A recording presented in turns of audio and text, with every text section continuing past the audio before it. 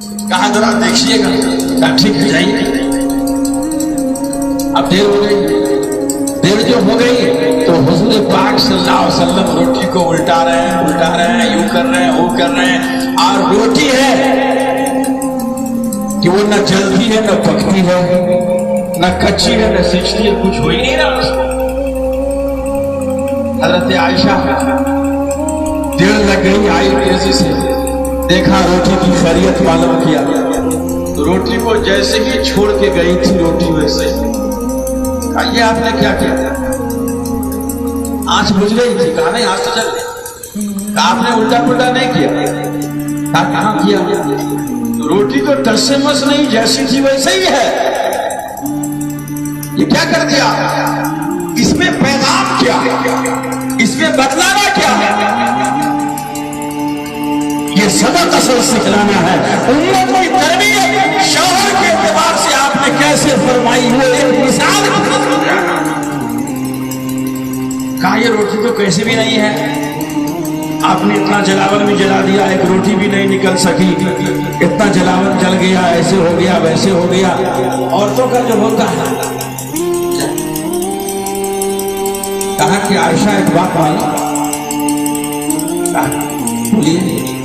کہا کہ اللہ تبارک تعالیٰ نے ہم کو ساری کائنات کے لیے رحمت بنا کر بھیجا، وما ارسلناک الا رحمۃ للعالمین، رحمت بنا کر بھیجا۔ عائشہ جن کو اللہ نے ساری کائنات کے لیے رحمت بنا کر بھیجا ہو اور ان کا مبارک ہاتھ جس روٹی میں لگ جائے اس روٹی کو آگ اثر کر ہی نہیں سکتی ہے، اس آگ کی کیا مجال، دنیا کی ساری آگ کو تم جمع کر دو عائشہ، تمہاری روٹی ٹس سے مس ہونے والی نہیں ہے، اس لیے کہ اس میں محمد رسول اللہ کا رحمت بھرا ہاتھ لگ چکا ہے۔ عائشہ تم جلاون کی فکر کرتی ہو، اپنے چولہے کی آگ کو دیکھتی ہو، کائنات کی ساری آگ آ جائے، یہاں تک کہ جہنم کی آگ کو تم لا دو، محمد صلی اللہ علیہ وسلم کا ہاتھ جس روٹی میں لگ گیا اس روٹی کا کوئی آگ بال بیکار نہیں کر سکتی صلی اللہ علیہ وسلم۔ بتانا مجھے یہ نہیں ہے، یہ تو پوری حدیث مکمل کرنی ہے، اور اس حدیث کی جو روح ہے آقا صلی اللہ علیہ وسلم کی جو امت کو تربیت ہے وہ اصل میں بتانا ہے۔ آپ صلی اللہ علیہ وسلم ایک دنیاوی اعتبار سے اتنا بڑا انسان اللہ نے آپ کو بنایا کہ دنیا کے بڑے بڑے بادشاہ آپ کا استقبال ہی نہیں کرتے، بلکہ آپ کا نام سن کر اس کے وجود اس کا تھر تھرانے لگتا تھا، آپ کا اثر نام کا اثر ہوتا۔ اور اللہ کے رسول صلی اللہ علیہ وسلم نے خود فرمایا مجھے کئی معجزے دیے گئے ہیں، ان میں سے ایک بڑا معجزہ یہ ہے کہ ہزاروں میل کی دوری پر اگر کافر محمد کا نام سنتا ہے تو اس کے بدن میں تھر تھراہٹ اور کپکپاہٹ پیدا ہوتی ہے۔ اتنا بڑا مقام دنیاوی اعتبار سے، آخرت کے اعتبار سے اتنا ہی نہیں کہ سارے نبیوں کے سردار ہیں، بلکہ سارے نبیوں کو اللہ نے آپ کے طفیل میں پیدا فرمایا نہیں، ساری کائنات کو اللہ تعالیٰ نے محمد صلی اللہ علیہ وسلم کے طفیل پیدا فرمایا، تو سارے نبیوں کو کن کے طفیل پیدا فرمایا؟ اللہ کے رسول صلی اللہ علیہ وسلم محمد۔ تو آخرت کے اعتبار سے اتنا اونچا مقام اور دنیا کے اعتبار سے اتنا اونچا مقام۔ اور حضرت عائشہ فرما رہی ہیں جو ان کی امتی کی بیٹی ہے کہ ذرا ادھر آئیے، چولہا کے پاس بیٹھیے، آنچ کو بھی دیکھیے گا، روٹی کا بھی خیال رکھیے گا، مجھے ایک کام پڑ گیا ہے، میں وہاں جاتا ہوں۔ مجھے بتانا یہ ہے محمد رسول اللہ صلی اللہ علیہ وسلم نے شوہر کے اعتبار سے کیسی تربیت فرمائی۔ اگر اس جگہ پہ اگر ہم ہوتے اور آج کی تاریخ میں اگر ہماری بیوی اگر یہ کہہ دے ذرا چولہا کو دیکھیے گا، ذرا روٹی کو دیکھیے گا، ذرا ساون کو دیکھیے گا، ذرا بھات کو دیکھیے گا، مجھے ایک تقاضا ہو گیا ہے میں وہ پورا کر کے آتی ہوں، آپ اندازہ لگائیے फरमाइए मेरे नफ्स पे क्या गुजरे गा, तुम जानती नहीं हो, मेरे मकाम को नहीं समझती, मेरे मर्तबा को नहीं समझती। मैं मदरसे का प्रिंसिपल हूँ, मैं स्कूल का हेड मास्टर हूँ, मैं दिन भर रोजी हासिल करके आता हूँ, परेशान होकर के आता हूँ। अल्लाह ने मुझे मर्द बनाया और रिजाल क़व्वामून अलन निसा, मुझे अल्लाह ने हाकिम बनाया, अल्लाह ने सरदार बनाया। तुम कैसी बदतमीज हो, मुझको कहाँ बढ़ा रही है और कह रही है जरा रोटी का देखभाल कीजिएगा, तुमको कोई तमीज है? बोलिए हम ऐसा बोलते हैं।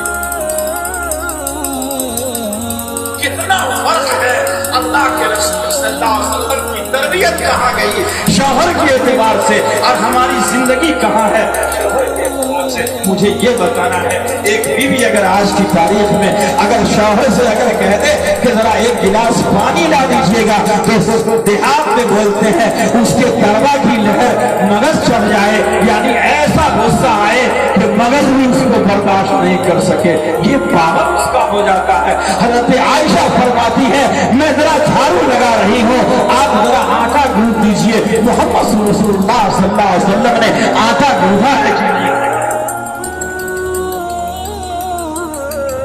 आप अगर चाहते हैं, हम अगर चाहते हैं कि हमारी दुनिया की जिंदगी, हमारा घर जहन्नम के बजाय जन्नत नुमा यहाँ से बन जाए और घर से जन्नत की तरबियत हमको मिलने लगे, अल्लाह के रसूल सल्लल्लाहु अलैहि वसल्लम की शान में जो ये आयत नाज़िल हुई है, हर लाइन से जनाब मोहम्मद रसूलुल्लाह सल्लल्लाहु अलैहि वसल्लम ने जो हमारी तरबियत करवाई है, उस तरबियत को अमली तौर से जब तक अपने घर में हम नहीं लाएंगे, हमारा घर जन्नत नहीं बन सकता, जहन्नम का हिस्सा रहेगा।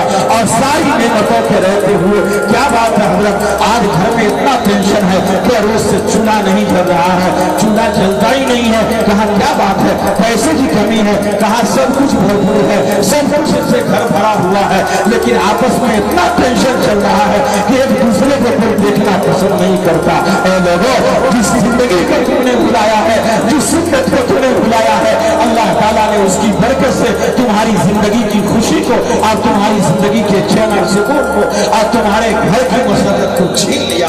तुम्हें इसको एहसास तुमको नहीं है। जो हम इस तरीके से छीनते हैं, इस तरीके से पकड़ते हैं कि इंसान को एहसास नहीं होता। अब वो टेंशन की गोली खा रहा है, टेंशन की दवा खा रहा है, टेंशन के लिए वो ताबीज ले रहा है। बहुत टेंशन है, बहुत घबराहट है। ए लोगों, इसका नतीजा क्या है? कभी तुमने उसको सोचा कि नहीं सोचा?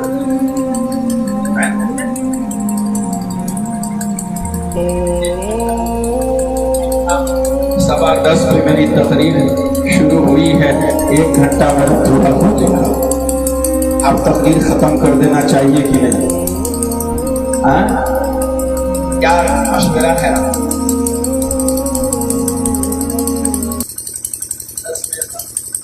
हज़रत मौलाना इज़हार साहब जो हमारे बहुत मुखलिस, इस आबादी के लिए बहुत बड़ी नेमत, बहुत बड़ी नेमत है। आप गांव में रह के नहीं समझेंगे, ये नहीं रहते तो भी मैं ये बात कहता हूँ। हमको मदरसे में इस्ताज़ा की जरूरत है, समझा? कई दिन से परेशान हूँ, कई लोगों को लगा रखा हूँ, लेकिन अच्छे उस्ताद नहीं मिल रहे। मुझे कोई झिझक नहीं है, मैं हजरत मौलाना दानिश साहब को ले जाने पर मेहनत कर रहा हूँ, समझा कि नहीं? बताना यह है कि अच्छे अफराद चिराग लेके तलाशने से नहीं मिल रहे हैं। जो फर्द अल्लाह ने दिया है, मुखलिस आलिम अल्लाह ने इस आबादी ने दिया है, आप उसकी कदर कीजिए, उनकी जरूरतों का ख्याल कीजिए, उनकी इज्जत कीजिए। अल्लाह उनकी बरकत हमको भी देगा और हमारी नस्लों को भी देगा। ये मुझे एक जिम्मेदारी के साथ बात करता हूँ, इस पैगाम को याद रखना। तो हजरत का हुक्म है 10 मिनट और, ये आर का मर्द हमारे साथ हो ही जाता है।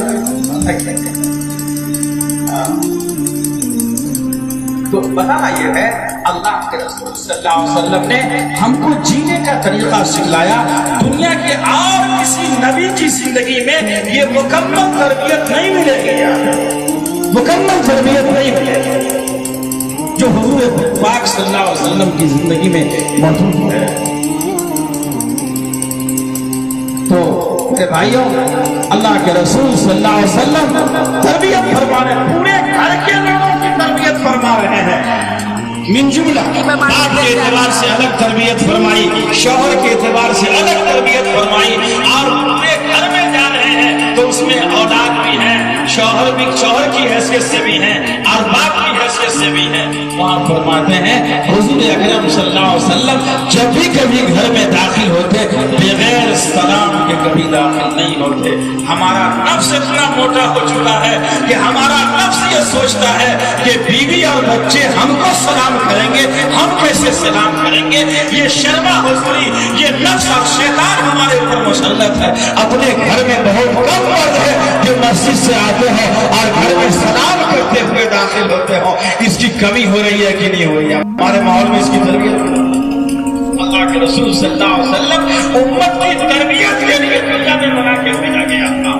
انما بعثت لأتمم مکارم الاخلاق، انما بعثت معلما، قیامت تک آنے والی انسانیت کو سکھلانے کے لیے، زندگی کا گل اٹھانے کے لیے مجھے بھیجا گیا ہے۔ اس لیے میری زندگی کے ایک ایک گل کو اور ایک ایک گل کو اور ایک ایک طریقے کو، ایک ایک سلیقے کو اور ایک ایک سنت کو اپنی زندگی میں جب اتار لو گے، اللہ یہی تمہارے گھر کو جنت کا نقشہ بنا دے۔